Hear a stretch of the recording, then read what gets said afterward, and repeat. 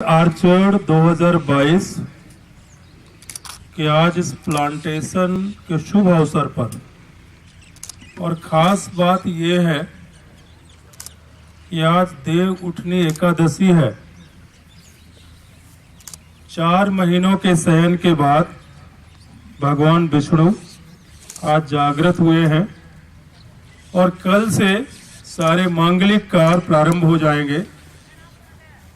आज का दिन हमारे लिए कश्मीर फ्रंटियर के लिए विशेष इसलिए भी है कि आज शायद Kashmir frontier BSF Kashmir frontier के जीवन में इतिहास में पहली बार हमने 15 कोर का जो कश्मीर वैली को देखती है उसके साथ टेबल टॉप एक्सरसाइज की है, उसको भी इमोर्टलाइज करने के लिए आज हमने ये प्लांटेशन ड्राइव रखा है। प्लांटेशन ड्राइव पे इतना जोर क्यों? आप रोज टीवी देख रहे होंगे। दिल्ली का जो एयर क्वालिटी इंडेक्स है इतना खराब हो गया है।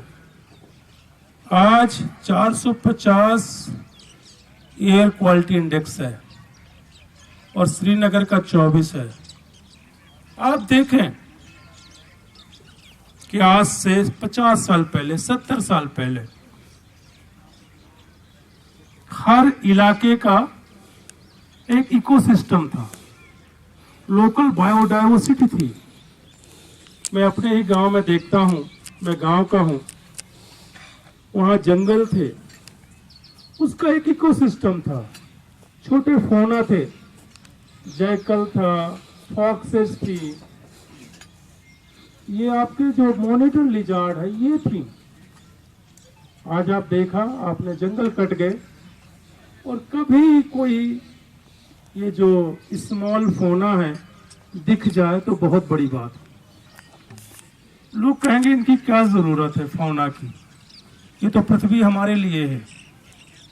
आपको शायद पता नहीं है कि अगर इस प्लेनेट पे बर्ड्स, बीज और बटरफ्लाई तीनों ना हो तो यहाँ कुछ भी पैदावार ना हो और भूखों मर जाए। बहुत सारे काम, जितना पॉलिनेशन का काम है वो बर्ड्स, बीज और बटरफ्लाई करती। आज हमने पेड़ काट करके पूरा इकोसिस्टम बिगाड़ करके और हर चीज तहस नहस कर रहे हैं। एक समय में सॉइल हेल्थ बहुत अच्छी थी। सॉइल अच्छी सॉइल तब कहलाती है जब उसमें ह्यूमस हो, कार्बन एलिमेंट ज्यादा हो। आज आप कहीं भी जाएं, सॉइल नहीं बची है, डस्ट हो गई। Soil is dead now. मैं ADG IG Gwalior zone BSF join करने से पहले हुआ करता था। मैंने एक दिन स्पीच में बोला कि जो पंजाब से लोग आते हैं और वो सस्ते दामों पर ग्वालियर, शिवपुरी, अशोकनगर के आसपास की जमीन खरीद करके डीप प्लॉइंग करके और उसमें केमिकल फर्टिलाइजर और पेस्टिसाइड डाल करके they are just killing the soil. और 6 साल 7 साल बाद सॉइल को डस्ट बना करके और आगे बढ़ जाते। They are criminals, they are criminals. अब एक नया आंदोलन उठ खड़ा हुआ है दोबारा डस्ट को सॉइल में कन्वर्ट करने। अगर सॉइल हेल्थ अच्छा रहेगा तभी मानव सभ्यता बचेगी। 1960 के दशक में, 70 के दशक में जब अनाज की काफी कमी थी तो ग्रीन रेवोल्यूशन की बात की गई कि हाई वैरायटी के व्हीट ला करके जो ग्रेन फार्मिंग है उसको बढ़ाया जाए, उसमें हाई इनपुट दिया जाए, चाहे वाटर का हो, केमिकल फर्टिलाइजर का हो, पेस्टिसाइड का हो। कुछ सालों में फर्स्ट ग्रीन रेवोल्यूशन के सहारे हमने अनाज का सरप्लस उत्पादन कर लिया, लेकिन उसके बहुत सारे नुकसान हुए। आप देखें पंजाब में, वेस्टर्न यूपी में, जहां भी ग्रीन रेवोल्यूशन सफल हुआ, वहां की जो मिट्टी है वो सलाइन हो गई, पूरी मिट्टी सफेद हो गई है। किसान जो केमिकल फर्टिलाइजर है, पेस्टिसाइड है, उसको जब छिड़कता है तो उसका 10% जड़ों में जाता है, 90% बह करके वाटर सोर्सेज में जाता है और वाटर सोर्सेज को पॉल्यूट करता है। एक बहुत अच्छी बुक है कार्सन की, साइलेंट स्प्रिंग, आप उसको पढ़िए। जितना हमारा वाटर सोर्स है या जहां से हम फ्रेश वेजिटेबल्स या फूड प्रोक्योर करते हैं, हर में कार्सिनोजेनिक एलिमेंट मिला हुआ है और कैंसर काज कर रहा है। आज कैंसर के केसेस बहुत बढ़ गए हैं। तो एक नया सोच पैदा हुआ कि अब सेकंड ग्रीन रेवोल्यूशन करें। उसमें हम जो एनुअल्स या पेरेनियल्स हैं, जो पेड़ हैं जिनमें ग्रीन फोलिएज ज्यादा होता है, उनको पेरेनियल्स कहते हैं। और जो 6 महीने, 3 महीने, 4 महीने की ग्रेन फार्मिंग है, पैडी है, व्हीट है, राजमा है, मक्की है, ज्वार है, इसको एनुअल्स कहते हैं। पेरेनियल्स कार्बन सेक्वेस्टर करते हैं।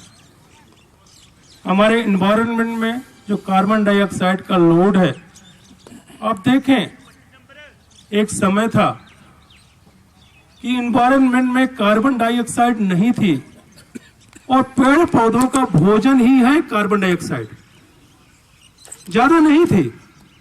तो ऋग्वेद में हवन की, यज्ञ की महत्ता बताई गई। यज्ञ करिए, लकड़ी जलेगी, धुआं होगा, कार्बन डाइऑक्साइड पैदा होगी तो वातावरण में जाएगी ताकि वो पेड़ों का भोजन बनेगी। आज उल्टा है, कार्बन डाइऑक्साइड का लीगेसी लोड इतना ज्यादा हो गया है, कार्बन डाइऑक्साइड को नीचे पुल करना, उसको C और O2 को अलग करना, कार्बन को जमीन के नीचे गाड़ना, सेक्वेस्ट करना और ऑक्सीजन को वापस छोड़ना। एक बार इसके लिए अमेरिका ने एक टेंडर जारी किया कि जो CO2 का लीगेसी लोड है, अगर उसको आप पुल डाउन करके कार्बन सेक्वेस्ट करें, ऑक्सीजन वापस छोड़ें, एक फर्म ने कई $, पर टन का टेंडर भरा था।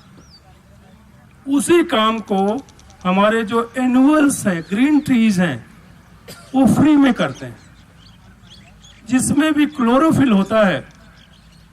उस सनलाइट और वाटर की उपस्थिति में फोटोसिंथेसिस से कार्बन डाइऑक्साइड को, CO2 को नीचे खींचते हैं, कार्बन को खाते हैं और ऑक्सीजन को वापस छोड़ देते हैं। पूरी कार्बन खा नहीं पाते, तो जो लिक्विड कार्बन है उसका जो रूट्स एक्सुडेट्स है, एवं रूट्स एक्सुडेट्स से आगे भी हाइफेंस होते हैं, उसको नीचे छोड़ते हैं और उसको खाने के लिए वहां माइकोरिजल फंगी बैठे रहते हैं जमीन के नीचे। वो फंगी केमिकल प्रोसेसेस से सैंड और सिलिका से माइक्रोन्यूट्रिएंट तोड़ के रखते हैं और उस प्लांट को बदले में वाटर सिस्टम से वो माइक्रोन्यूट्रिएंट देते हैं और वो पेड़ अपने कार्बन जो रूट्स एक्सुडेट्स है उसे लिक्विड कार्बन देता है। और जब वो खाने लायक नहीं बचती, वो माइक्रोरिजल फंगी भी खा चुके होते हैं, फाइनल जो वेस्ट होता है वो कार्बन के रूप में नीचे सेक्वेस्ट हो जाता है। डीप प्लॉइंग इसलिए बुरा है कि जब हम डीप प्लॉइंग करते हैं तो जो सेक्वेस्टेड कार्बन है उसको एक्सपोज कर देते हैं और पुनः वो ऑक्सीजन से रिएक्शन करके CO2 बन के वापस उड़ जाती है। एक नया सोच चल रहा है कि अब डीप प्लॉइंग नहीं करना, अब नो टिल फार्मिंग करना है, पंचिंग करना है। पहले एक जमाने में पंचिंग किया करते थे, होल के सहारे सीड्स नीचे डालना। तो अब जरूरत है कि हम सॉइल हेल्थ की बात करें। आप देखें, हमारे देश का जो पॉपुलेशन ग्रोथ रेट है 2.1% है। 135 करोड़ का 2.1% देखें, एक पूरा ऑस्ट्रेलिया हमारे देश में नया जुड़ जाता है। उसके लिए कपड़ा, खाना, मकान, शिक्षा, हेल्थ, एजुकेशन तो अलग बात है। सबसे पहले पीने का पानी चाहिए, निस्तार का पानी चाहिए। हमारे वाटर सोर्स लिमिटेड हैं, नदी हो, तालाब हो, नाले हो, उन्हीं में मीठा पानी है और वो हम धीरे धीरे इंक्रोच कर रहे हैं। मेरे ही गांव में एक जमाने में तालाबों की श्रृंखला हुआ करती थी। अब लोगों ने तालाब इंक्रोच कर लिए, घर बना लिए, खेत बना लिए। क्यों? उन्होंने सोचा जमीन के अंदर इतना अथाह भंडार है जो एक्वेस्ट्रियन वेल्स हैं कि उनको हम परफोरेट करेंगे, फोड़ेंगे और पानी निकाल लेंगे। जब से मैकेनाइज्ड हुआ चीजें, mechanisation has been the biggest bane of humanity. Mechanisation से बड़ा अभिशाप मानव सभ्यता के लिए कुछ भी नहीं रहा। एक व्यक्ति जिसके पास ट्यूबवेल लगाने के लिए पैसा है, वो ट्यूबवेल लगा करके आसपास के जो खेत हैं, गरीब लोग हैं जिनको ट्यूबवेल लगाने का पैसा नहीं है, उनके पूर्वजों की धरोहर है, वो पानी सीपेज होकर के नीचे पहुंचा है, उसको भी वो सक कर लेते। तो केवल अंडरग्राउंड वाटर को एक्सप्लॉइट करने की जरूरत नहीं है, वाटर रिचार्ज भी होना चाहिए। एक जमाना था बुंदेलखंड में, महोबा, हमीरपुर में चंदेल राजा थे, उन्होंने बहुत तालाब बनाए थे। तालाबों की संस्कृति हुआ करती थी, हमने सब कुछ खत्म कर लिया, हर चीज गड्ढमड्ढ हो गया है। तो अब जरूरत है कि हम चेतें, this is the high time. इसलिए जब से मैं आईजी कश्मीर फ्रंटियर बना, मेरा इस पर्यावरण संरक्षण पे बहुत जोर रहा है, प्लांटेशन पे बहुत जोर रहा है और हर गतिविधि को हम बहाना बना करके प्लांटेशन करते रहे हैं।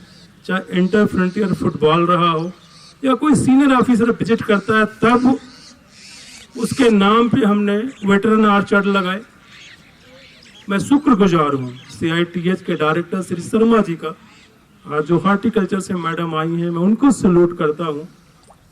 जो एक्सिस बैंक है, ICICI बैंक है, आपको सलाम कि आपने हमारे इन एफर्ट्स को सपोर्ट किया।